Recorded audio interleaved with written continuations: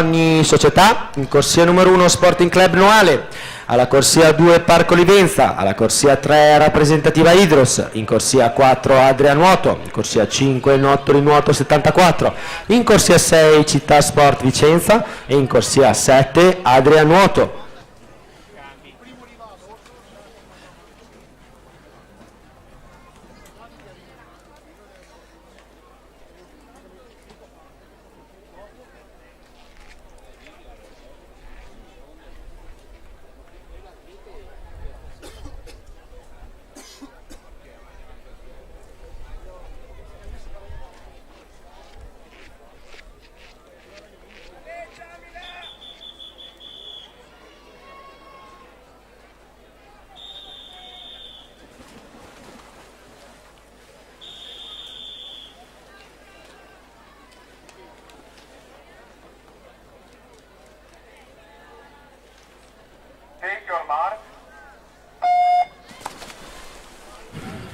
Questa è l'ultima gara in programma per la manifestazione, ha la particolarità di avere in vasca 2 maschi e 2 femmine per la stessa società.